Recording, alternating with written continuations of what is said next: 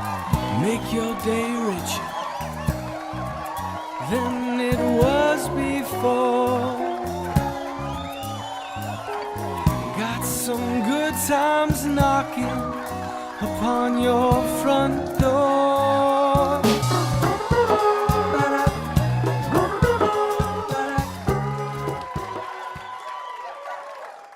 Well, welcome everyone. Welcome to the 221st episode of Make Your Day Richer. And it would have been 222, but yesterday we had a little snafu and we were supposed to have Richard Gearhart on the show. He was having some technical problems. We finally figured part of that out. We couldn't figure out the other half of his technical problems. And so we're just going to reschedule and we move on and we did a meditation and it's okay. But DH Morris is here. She is in the building. Well, at least in the program. And so we're safe today. But let's take a look at over the last 220 episodes, since today's 221, how many views we've had in 220 episodes.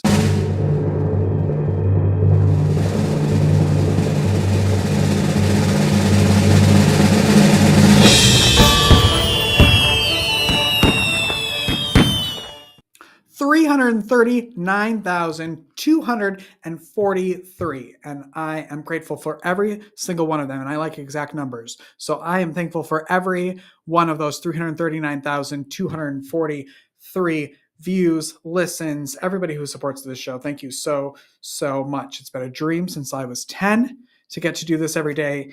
And I cry a little bit every day after the show. Like, holy crap, I get to do this. If you'd like to support the show, go to our donation page, buymeacoffee.com/makeyourdayricher, and support us that way so we can continue to bring you amazing guests every Monday through Friday. Okay, I want to say hi to my friends at Crossridge that I met this morning for coffee. Hi, everyone. Nice to meet you. And what else do I have to tell you? Get your calendars ready. If you're in the Waxhaw, North Carolina area, May 10th from 10 a.m. to 6 p.m. is Kaleidoscope Fest. Live performances, food trucks, scavenger hunts, demonstrations, face painting, and your MC, which would be me. I'll be there all day long, guiding you throughout the day. It's going to be a really, really fun time. So mark your calendars. May 10th, the day before Mother's Day in Waxhaw, North Carolina. All right, and we're going to be talking about it a lot here. So just mark it down now and just come, and it'll be really fun. Okay, we have a great show today. So I'm going to shut up, and we're going to take a break, and we'll be right back with D.H. Morris. Right after that, she has a great, great book and a very interesting story of how this book came to be. So we'll take a break and be right back. After this, don't go away.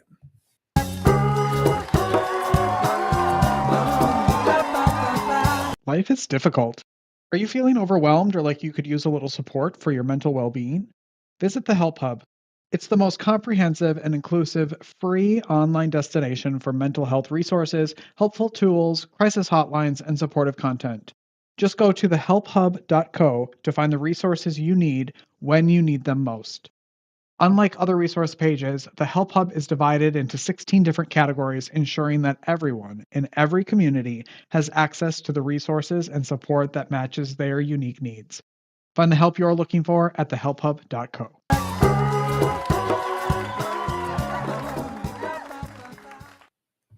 Welcome back, everyone. Joining us is an author who went on a personal journey through her family history and discovered a story so incredible she had to write a book about it. D.H. Morris is the author of The Girl of Many Crowns, a historical fiction novel set in 9th century France. D.H. is a descendant of the main characters, Princess Judith and Baldwin Ironarm, and her passion for this remarkable time in history shines through in her richly detailed and ethically crafted storytelling. So let's give a warm welcome to D.H. Morris. Good morning. Good morning, Richard. How are you? I'm fantastic. I just realized we matched, so we had a whole theme here happening today. Who knew? Who knew? Before we get into like what the book is about, can you tell us how this book even came to be? What a kind of crazy story. Well, my aunt was the family genealogist. A lot of Mm, families have the one person they go to ask about everything about the family. And she was the family historian. She had compiled quite a bit, but none of her children were interested in taking on the role after her. So she wanted to pass it on to me and my husband. And when she gave me a huge genealogy chart, a big book full of family group sheets, genealogy charts, some of the lines, and I had already known this from the time I was a child that a few of our lines went back into European royalty, but I hadn't really thought much about it. mm. But as I traced back the line on the family tree, there was one area that looked like it was a mistake. I thought this can't be, it's improbable, if not impossible. So it was in the ninth century. A 12-year-old girl, first princess of France, is married off to the 50-year-old widower who is the King of Wessex. And she becomes Queen of Wessex. The first Queen of Wessex, I might add, because Wow. up till then they did not have queens. They just had the wife of the king, and they had no rights and no real status. So, but that was part of the arrangement with her father, is that she would be anointed queen. Then 2 years later, I see someone with the same name, same birth date, now 14 years old, married to this king's son, who is was also King of Wessex. And then a few years after that, I see that someone with the same name, same birth date, now about 16, 17, being married to a knight and the Count of Flanders named Baldwin Ironarm. And I thought, this can't be the same person. So I set out to prove it wrong and to set my genealogy right. And the more research I did, the more fantastic the story was. It really haunted me. And it was as if Judith was saying to me, tell my story. And I kept thinking, Mm. I wish somebody would write this. And then COVID came. And I thought, I'm here at home. I'm going to finish all the research and write it into a history. So I wrote a very long history detailing every little thing that happened with footnotes, etc.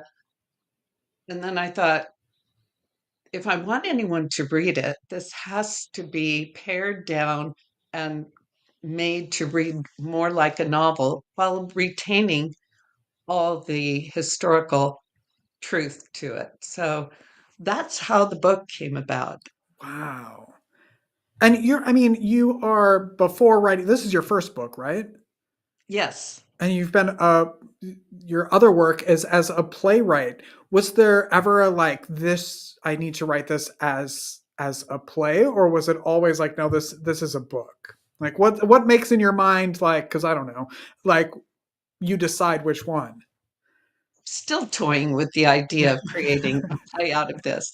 The I bet. um, the problem is, capturing so much of the story. I in a play form which just takes place in 3 acts, and it can be challenging.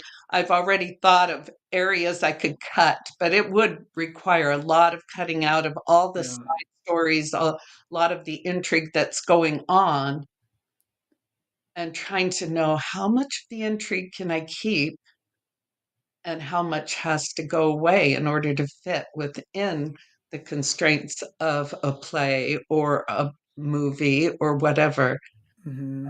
With the book, as a novel, I already cut out probably about a third of what I had written as a history for my family to read. And then, so it would require a lot more A lot of editing, work. Yeah. but it's not impossible. She might be back to talk about the play at some point. Yes, in a couple of maybe years or something. Tell everybody because it's And may historical. I add, oh, Yeah. sorry, may No, I no, no. add, Go. there's because of this book, I have started a prequel to the book. Oh. And it is about Judith's grandmother, who was an empress of the Holy Roman Empire. And her story was absolutely fascinating. And Judith, the heroine of The Girl of Many Crowns, was named for her grandmother. So it almost starts like a Cinderella story, very much in that type where she is chosen to be the empress out of a bride show as the second wife of Louis the Pious, who was the son of Charlemagne. And then from there, it's fine until she has a son. And then her wicked stepsons don't want to divide the kingdom anymore with this new son. And there's a civil war ensues. And they imprison their father, they imprison Judith, they imprison the baby Charles, King Charles. And so she has to fight for him, for his life and for his part of the kingdom. And so Hmm. I'm in chapter 2. So I have a ways to go, but I hope to finish it by the end of the year. What are people going to find in the Girl of Many Crowns? Like what's The Girl of Many Crowns actually covers 7 years in the founding of what we now see as Europe, that France, Germany. It's the breaking apart and division of Charlemagne's empire. His son Louis the Pious inherited it intact. But then he all of a sudden has sons that he has to divide it between. And of course, each one wants the biggest and the best part. So The Girl of Many Crowns actually starts with Baldwin Ironarm, a young 16-year-old powerful knight already who has earned a reputation for himself. He is going to the court of King Charles to offer his services, and he is made companion to Judith, who is 11 at the time, her younger brother, 9-year-old Louis the Stammerer. Charles feels like his son needs something. His son he has a problem speaking. He's not really brave. So um, he puts Baldwin as his mentor and his defender and his companion. And that's where Baldwin and Judith first meet. It's not love at first sight, for sure. And when Judith turns 12, which is the minimum age in the Kingdom of Francia at that time for a girl to marry, then she's married off for political reasons hmm. to the King of Wessex. So, sorry. So it starts um, with that year and it goes for 7 years. And it follows the exploits of Baldwin Iron Arm because he is always where Louis, the Stammerer, is, protecting him, guiding him, also serving him from assassination plots, Viking attacks, sorry, etc. So we see the wars, the Viking attacks, and the assassinations that take place during those 7 years from his standpoint, from Baldwin's standpoint. from Judith's standpoint, she is now in Wessex. So we see what is going on there. There's political unrest there. And she gets caught up in some of that. And then we also see what is happening in, because Louis the Stammerer is sent off at 9 years old to be the provincial king of Neustria, which included Milan and Tours and other areas of France. But so we have three sites going on. So we have what is going on in the main kingdom of Francia being covered by King Charles's main advisor. His name was Hincmar. I had never heard of him before.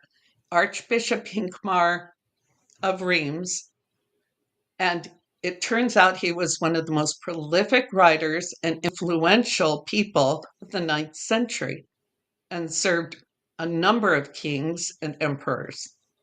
And his writings were the reason why the Catholic Church took such a hard stance against divorce for so many years. He wrote a treatise called Divortio, and it shaped the Catholic Church's direction on not allowing divorce for over a century.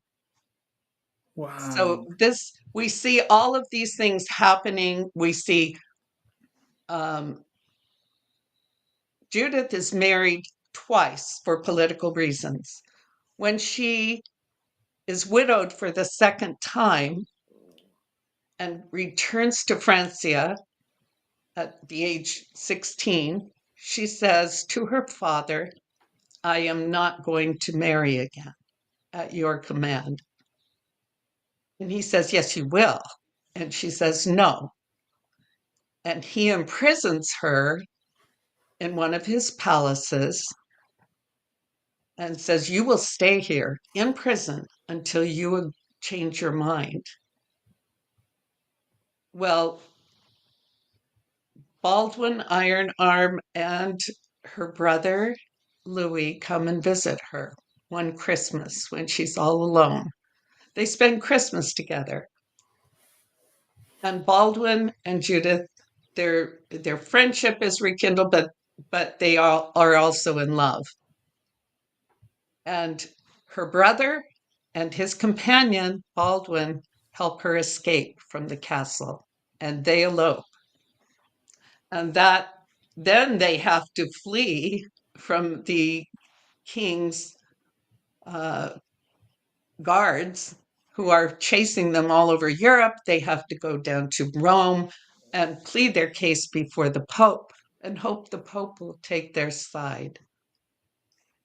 If the Pope allows Baldwin to be taken into custody, as King Charles has demanded, then there's a good chance that Baldwin will either be blinded or put to death.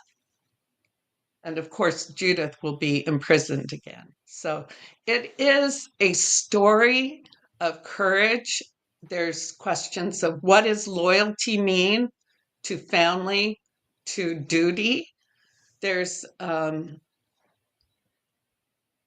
what is love? What is our duty to the church versus to the state?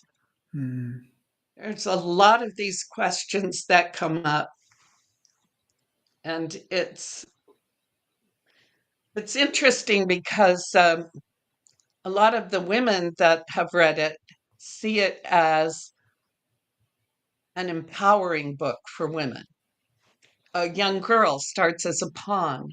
She grows into a young woman who can stand on her own and choose her own destiny.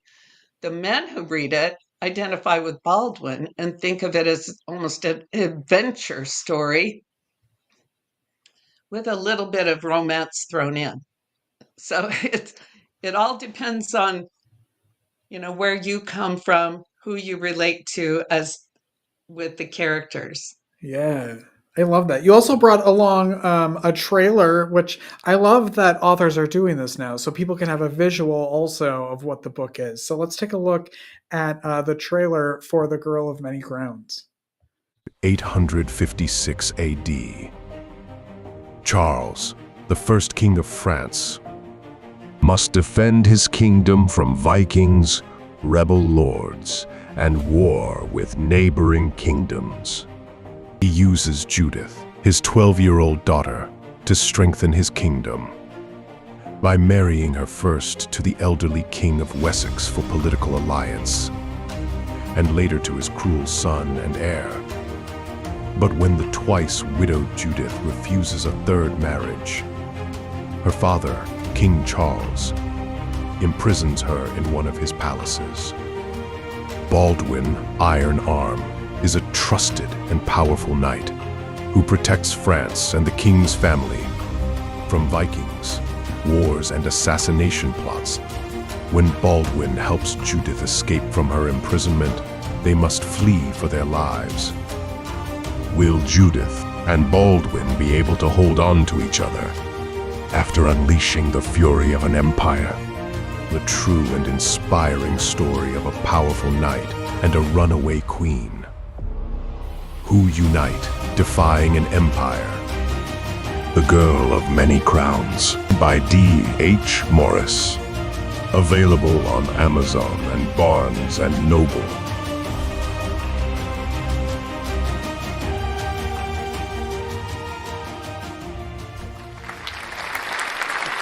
This is so like a TV series, at least. That's what I picture this as.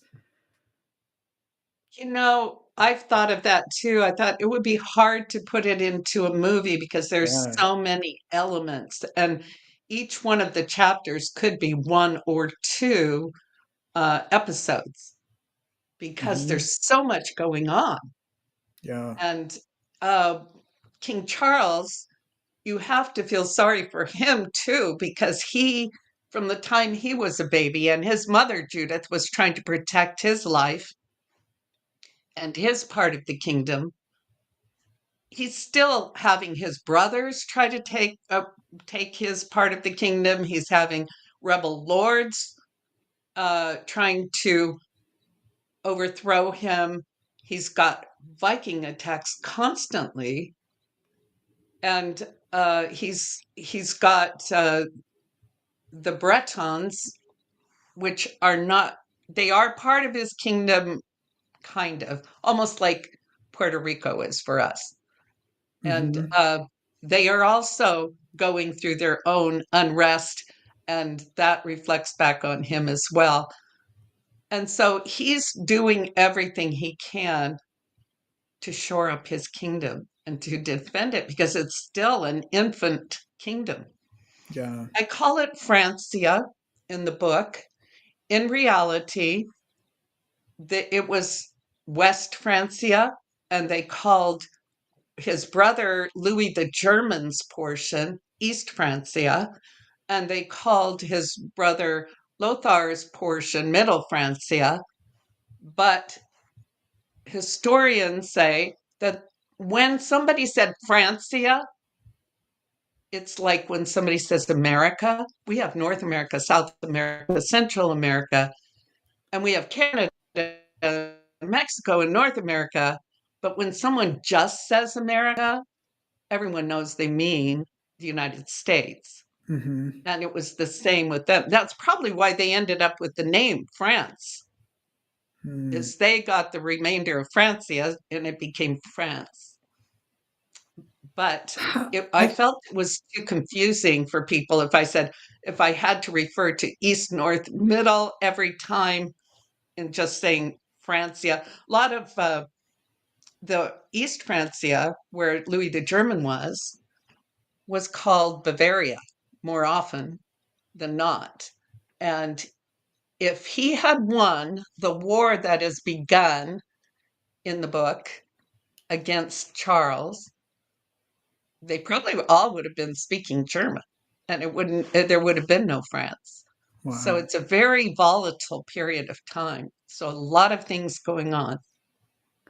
There's a lot about to go on, DH, because I'm wondering if before we get out of here today, if you'll play a game with me. I'll try. I Okay. love games, but I Okay, good. can't say I'm good at it. Well, if you win, our entire non-existent studio audience gets a copy of your book, okay? Okay. But first, I have to get my... Let me put this on. All right. It's I was homecoming king, prom king. So here's my crown. Okay. Have you ever played... It's called 3 and 5. Have you ever played the game 5-second rule? No? When someone says 5 seconds rule, I think of something I've dropped on the floor. It's kind of like that. Okay, so I'm going to give you have to get 3 out of 5, and Okay. I'm going to give you a category, all related with crowns. And you have 5 seconds to name 3 things in that category. Okay? Here. And it's all these people in this studio audience are waiting, so don't on you. Okay, ready? 3 people who wear crowns. In the book? No, just Or- in general. Okay. A king, a queen, a princess? I don't know. Perfect. Yes, exactly. 3 movies with crown in the title. It's a tough one. Thomas Crown Affair. Mhm. Let's see. Oh, this is awful. Can't I Oh, think of 3? you didn't get that one. That's okay. The That's okay. Lion. No. Yeah. It's all right. You still have time. 3 jewels you find on crowns. Diamonds, rubies, emeralds. There. Perfect. Some- Perfect. All right. 3 reasons to wear a crown.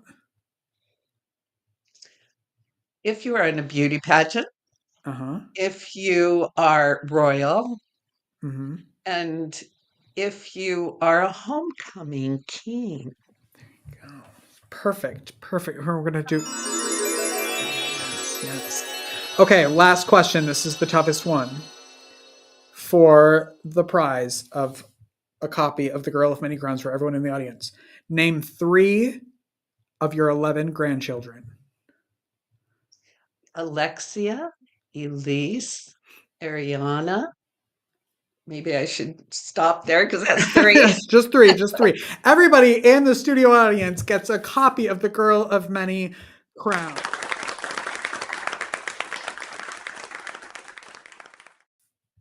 Those are all the people just so excited to read the book and so thankful. So thank you for that. Thanks for playing with me. What's the best way that people can connect with you?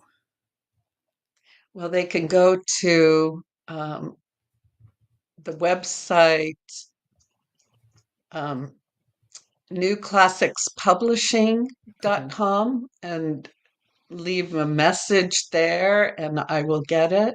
They can also use my email too. They can go to dhmorris00@gmail.com. I'm Perfect. always glad to connect with people. I hope that this book also inspires people to look into their own family histories. As I was doing the research, there were so many interesting stories of people that came from that research. And I believe that everyone, even if it's your grandparents or great grandparents, there's some interesting stuff there that would make a wonderful book.